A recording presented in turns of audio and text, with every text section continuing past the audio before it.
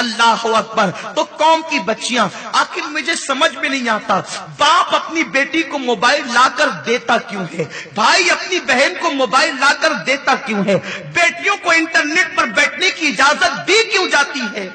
سن لو، دل کے کانوں سے سن لو.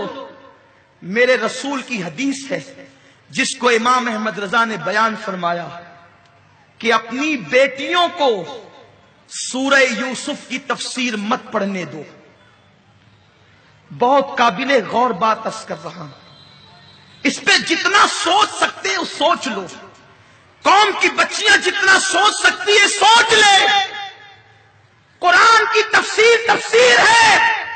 سب سے پاکیزہ کتاب قرآن، سب سے پاکیزہ تفسیر قرآن کی. دنیا کی کوئی کتاب قرآن کے مقابلے میں نہیں. دنیا کی کوئی تفسیر قرآن کے برابر نہیں. لیکن صحیح حدیث کا مفہوم ہے، میرے غیب دا رسول، غیرت مند رسول، باحیا رسول، پارسا رسول، عصمت کی جان رسول نے فرمایا اپنی بیٹیوں کو سورہ یوسف کی تفسیر مت پڑھنے دو، انہیں سورہ نور کی تفسیر پڑھاؤ، سورہ یوسف کی نہیں. اعلیٰ حضرت تحقیق کر کے فرماتے ہیں سورہ یوسف کی تفسیر عورتوں کو منع کیوں کیا گیا، لڑکیوں کو روکا کیوں گیا کہ وہ سورہ یوسف کی تفسیر نہ پڑھے؟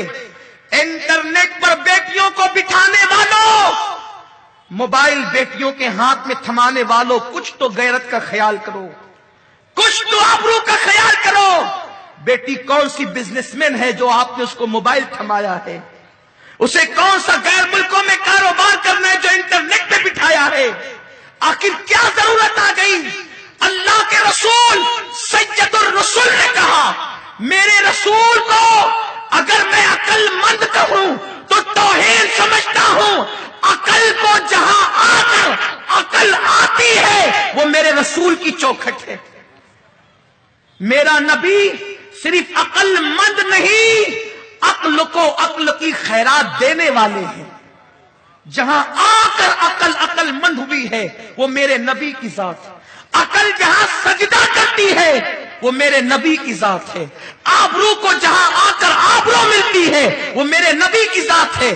آقا نے فرمایا عورتوں کو سورہ یوسف کی تفسیر مت پڑھنے دو، بیٹیوں کو سورہ یوسف کی تفسیر مت پڑھنے دو.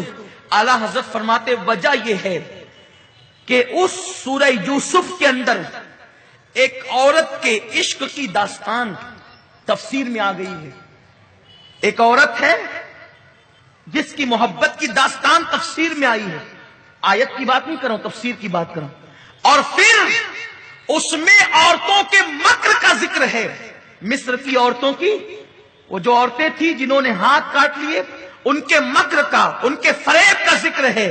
کہیں ایسا نہ ہو کہ تفسیر میں ان عورتوں کے مکر کا ذکر پڑھ کر تمہاری بیٹیاں بھی مکر کا شکار ہو جائے.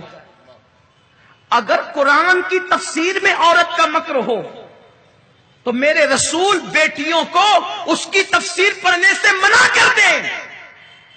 اگر قرآن کی تفسیر میں کسی بچی کے، لڑکی کے عشق کا تذکرہ ہو، میرے نبی بیٹیوں کو اس کی تفسیر پڑھنے سے منع کر دیں.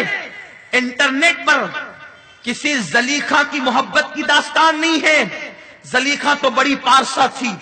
زلیخا کی عظمت پر میرے ماں باپ کی عزت قربان ہے، قوم کی بیٹیوں کی آبرو قربان ہے. زلیخا بڑی پاک دامن عورت تھی. وہ یوسف پر فدا اس لیے تھی کہ اس نے خواب میں دیکھا تھا اور اس کو اشارے دیے گئے تھے، ورنہ اس کی پاکیزگی کا مقابلہ مصر کی ساری عورتیں مل کر نہیں کر سکتی تھی. وہ نبی کی بیوی تھی اور نبیوں کی ماں تھی. لیکن اللہ اکبر، صرف جوانی کی داستان عشق آ گئی ہے تو تفسیر پڑھنے سے منع کیا گیا ہے. وہاں زلیخا کا ذکر نہیں ہے. نیٹ پر تو وہ نچنیا عورتوں کا ننگا ناچ ہے، ان کی اڑیاں تصویر ہے، زنا کے مناظر ہے. جب سورہ یوسف کی تفسیر بچیوں کو پڑھنے سے روکا گیا تو پھر تمہاری بیٹیوں کو نیٹ پر بیٹھنے کی اجازت کس نے دی؟ آدھا آدھا ایک ایک گھنٹہ رات دیر گئے تک اجنبی مردوں سے فون پر گفتگو کرنے کی اجازت کس نے دی؟ چھین لو بیٹیوں سے موبائل، کوئی ضرورت نہیں ہے موبائل کی. اپنی بیٹیوں کے ہاتھ میں موبائل کی بجائے تسبیح تھما دو، بیٹیوں کے ہاتھ میں انٹرنیٹ کی بجائے سورہ نور کی تفسیر ان کو دے دو.